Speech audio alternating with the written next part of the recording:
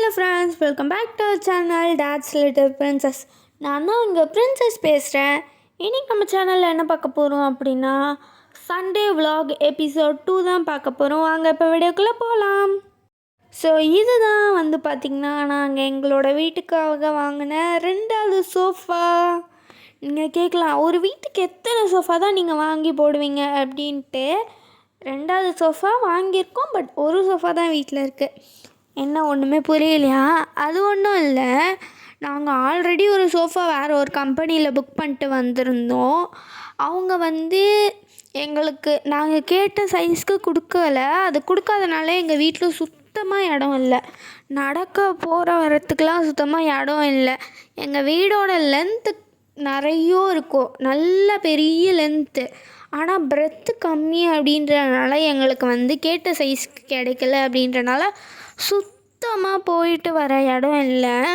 அந்த போயிட்டு வர இடம் இல்லாத அப்படின்றனால நாங்கள் அவங்கக்கிட்ட நாங்கள் பே பண்ண அட்வான்ஸை வாங்கிட்டு நாங்கள் சோஃபா ரிட்டன் அனுப்பிச்சி விட்டுட்டோம். அதுக்கப்புறம் அதுக்கு அடுத்த நாளே போய் மம்மி சோஃபா வாங்கிட்டு ஆர்டர் கொடுத்துட்டு வந்துட்டாங்க. வாங்கிட்டு வரல, வேறு ஒரு கம்பெனியில் ஆர்டர் கொடுத்துட்டு வந்துட்டாங்க. அவங்கக்கிட்ட நாங்கள் மெஷர்மெண்ட்ஸ்லாம் கரெக்டாக சொல்லியிருந்தோம். நாங்கள் அதுக்கும் மெஷர்மெண்ட்ஸ் கரெக்டாக தான் சொல்லியிருந்தோம். இவங்க மெஷர்மெண்ட்ஸ் நாங்கள் கேட்ட அளவுலேயே அவங்க செஞ்சு கொடுத்துருந்தாங்க. மெஷர்மெண்ட்ஸ் எல்லாமே நாங்கள் கேட்ட கரெக்டான மெஷர்மெண்ட்ஸ் வந்திருந்தது. அதனால் இந்த சோஃபாவோட எக்ஸ்ட்ரா மீதி அமௌண்ட்லாம் நாங்கள் இதை வாங்கிட்டு வர்றதுக்கு முன்னாடி அவங்கக்கிட்ட டாடி எல்லாத்தையும் சொல்லிட்டாங்க. இதுக்கு முன்னாடி என்ன நடந்தது அப்படின்னு சொல்லிட்டு எல்லாத்தையும் டாடி சொன்னாங்க. அதனால் நாங்கள் வாங்கிட்டு வர்றதுக்கு முன்னாடி, வீட்டுக்கு வர்றதுக்கு முன்னாடி ஃபேக்ட்ரிக்கு இப்போ நீங்கள் இப்போ இந்த வீடியோவில் பார்க்குற இந்த சோஃபா கம்பெனியோட ஃபேக்ட்ரிக்கு போய் செக் பண்ணிவிட்டு சைஸ்லாம் செக் பண்ணிவிட்டு அதுக்கப்புறம் மீதி அட்வான்ஸ் அமௌண்ட் இல்லாமல் மீதி அமௌண்ட் அவங்கக்கிட்ட பே பண்ணிவிட்டு நாங்கள் இந்த சோஃபாவை வீட்டுக்கு எடுத்துகிட்டு வர சொல்லிட்டோம். அதை தான் நீங்கள் இப்போ பார்த்துக்கிட்டு இருக்கீங்க. ஸோ இந்த கலர் வேறு, நாங்கள் ஃபஸ்ட்டு ஆர்டர் கொடுத்துருந்த கலர் வேறு. இந்த கலர் அந்த கலரை விட எங்களுக்கு இந்த கலர் தான் ரொம்ப பிடிச்சிருக்கு. இந்த கலர் சோஃபா இதை நீங்கள் ரொம்ப கிட்ட போய் இந்த சோஃபாவோட கலரை பார்த்தீங்கன்னா அப்படியே பூனை ரேகை மாதிரி இருக்கும். அது எனக்கு ரொம்ப மயில் ரேகை, அப்புறம் பூனை முடி, மயில் தோகை மாதிரி இருக்கும், அப்புறம் பூனை முடி மாதிரிலாம் இருக்கும். அது ரொம்ப அழகாக இருந்தது. இந்த கலர் தான். அண்டு இங்கே நாங்கள் ஆல்ரெடி இப்போ தூக்கிட்டு போகிற அந்த செல்ஃப் வச்சுருந்தோம், கபோர்டு. அது பார்த்திங்கன்னா எங்களுக்கு அது வச்சா இன்னும் இப்போ ஃப்ரீயாக தான் இருக்குது போயிட்டு வர. இருந்தாலும் அது எடுத்தால் இன்னும் கொஞ்சம் நிறைய கேப் கிடைக்குமோன்ட்டு யோசித்தோம் நாங்கள். அதனால் இதை ஃபுல்லாக நாங்கள் ஃபேக்ட்ரி அவுட்லெட் போய் ஃபேக்ட்ரியை போயிட்டு செக் பண்ணிகிட்ருக்கும் போதே மம்மிக்கும் அண்ணனுக்கும் கால் பண்ணி இதெல்லாம் எடுத்து க்ளீன் பண்ணி வச்சுருங்க, இதுக்குள்ளே கபோர்ட்குள்ளே இருக்கிறதெல்லாம் அப்படின்னு சொல்லிட்டோம். அதனால் அங்கே கபோர்ட்குள்ளே இருக்கிறது எல்லாமே க்ளீன் பண்ணி வச்சுட்டாங்க. அதுக்கப்புறம் இந்த கபோர்ட் பார்த்திங்கன்னா எனக்கு பிடிக்காத பிளேஸ்குள்ளே போயிருக்கு. ஐயோ, எனக்கு ரொம்ப பிடிச்ச பிளேஸ்குள்ளே போயிருக்கு. என்னோடய ஃபேவரட் பிளேஸான கிட்ஸ் ரூம்குள்ளே பார்த்திங்கன்னா போயிருக்கு. ஆல்ரெடி கிட்ஸ் ரூம் ரொம்ப இடைஞ்சலாக இருக்கும், குட்டி ரூம் தான். அதில் நாங்கள் டேபிள்லாம் போட்டு கொஞ்சம் பெருசாக்கிட்டோம். அந்த ரூம்குள்ளே இந்த கபோர்டும் போயிடுச்சு. அது இன்னும் கொஞ்சம் இடைஞ்சலான மாதிரி இருக்குது. பட் பரவாயில்ல, சோஃபா வாங்கினோன்னா இதெல்லாம் பண்ணி தானே ஆகணும். நம்ம சரி சாக்ரிஃபைஸ் பண்ணிக்கலாம் விடுங்க அப்படின்னு சொல்லிட்டு நானே என் மனசை தேர்த்திக்கிட்டேன். அப்புறம் இந்த சோஃபா தான் இப்போ நம்மளுக்கு வந்திருக்கு.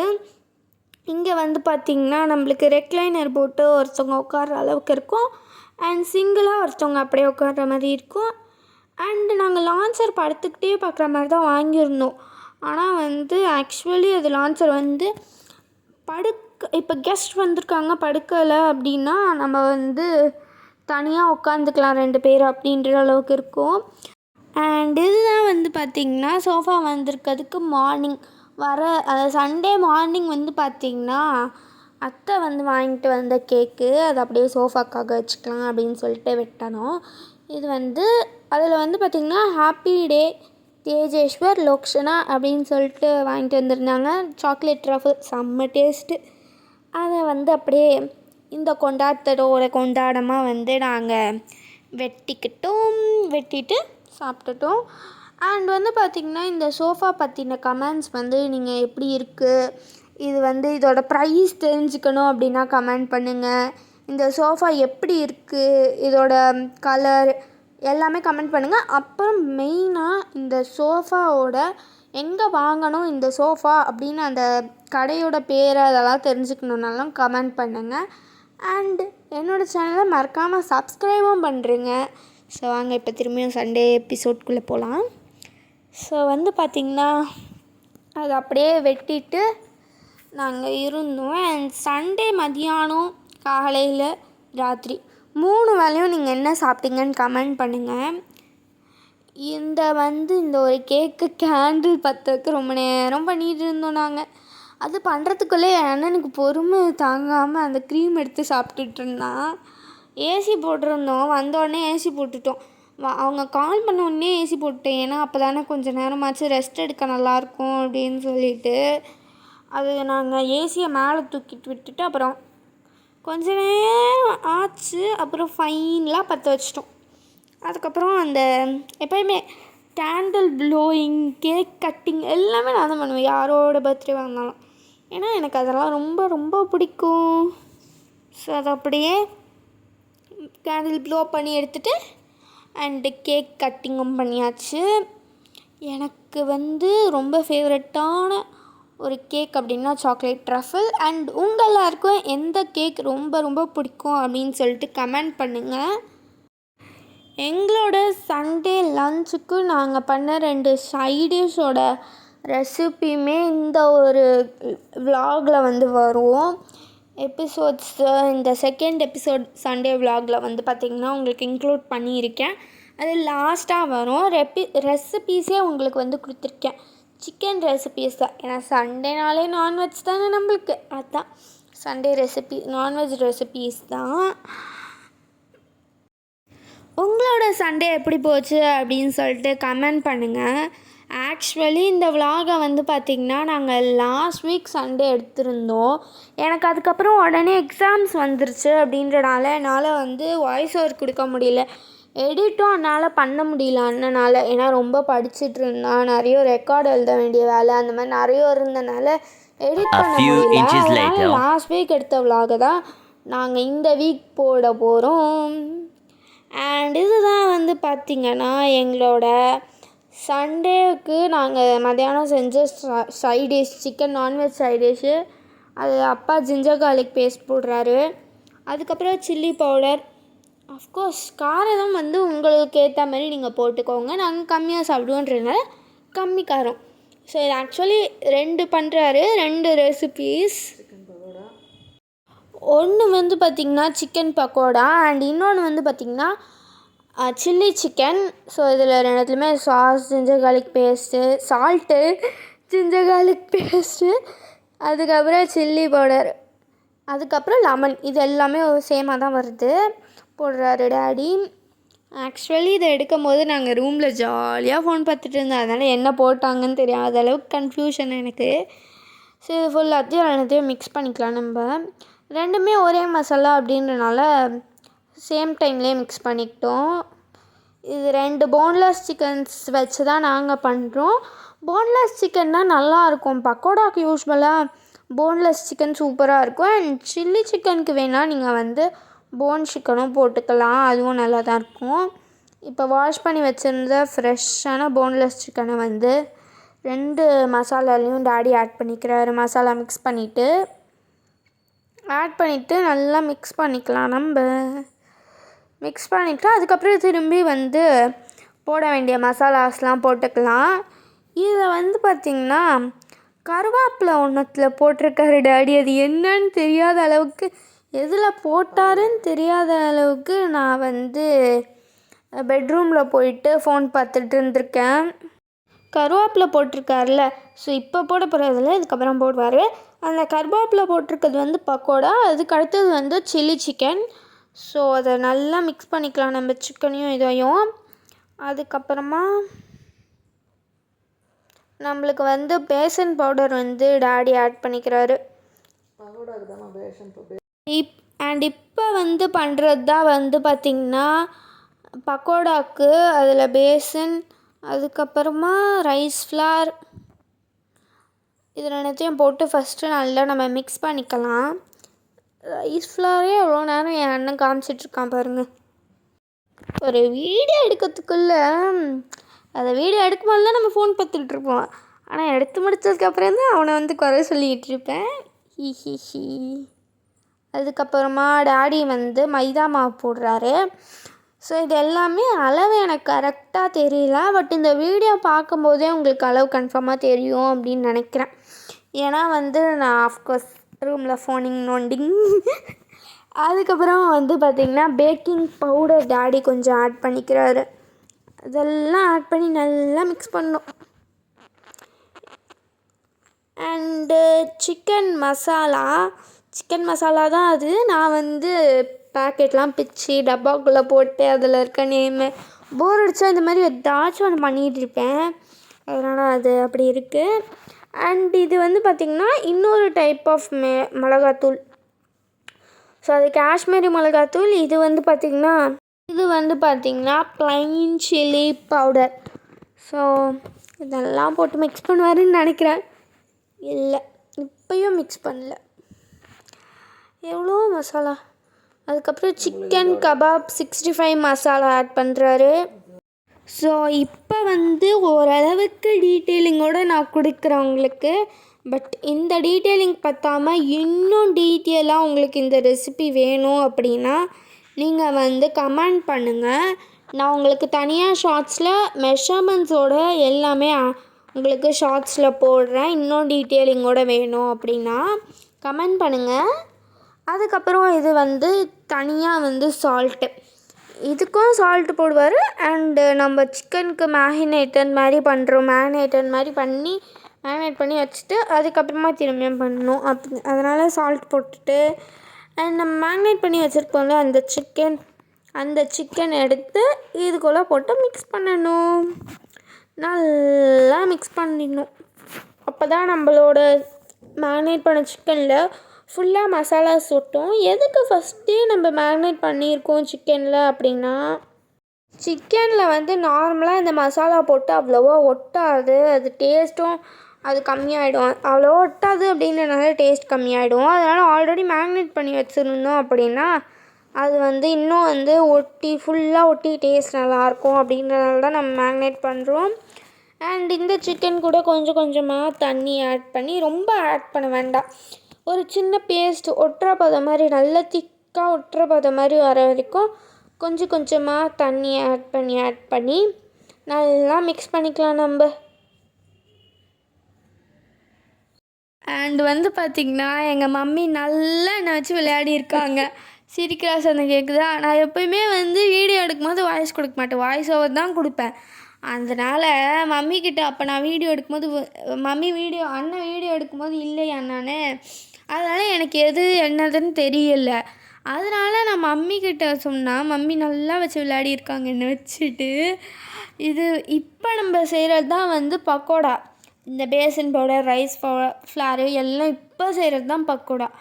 அதுக்கு முன்னாடி செஞ்சது வந்து பார்த்திங்கன்னா சில்லி சிக்கன்.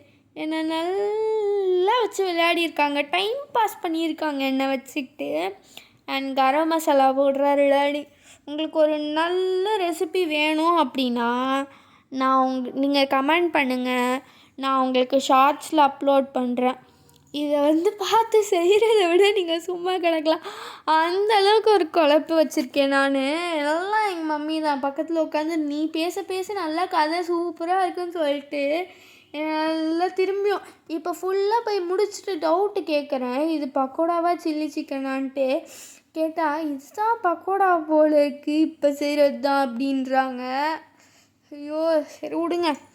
அண்ட் இப்போ சிக்கன் 65 மசாலா டாடி போட்டு சால்ட் போட்டு நல்லா மிக்ஸ் பண்ணணும். நம்ம மிக்ஸ் பண்ணிவிட்டு அஃப்கோர்ஸ் நம்ம மேரினேட் பண்ண சிக்கன்லாம் போட்டு மிக்ஸ் பண்ணி பொரிச்சு எடுக்கிறது தான் நம்மளுக்கான வேலை.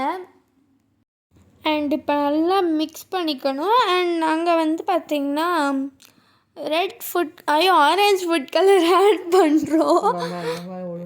ஆரஞ்ச் ஃபுட் கலர் வந்து பார்த்திங்கன்னா நாங்கள் ஆட் பண்ணிக்கிறோம். இது வந்து ஆப்ஷனல் தான். இஃப் யூ வாண்ட் அப்படின்னா நீங்கள் ஆட் பண்ணிக்கோங்க, அப்படி இல்லைன்னா நீங்கள் விட்டுருங்க. இது சும்மா ஒரு நல்ல கலர் கொடுக்கும் அப்படின்றனால தான் நாங்கள் ஆட் பண்ணுறோம்.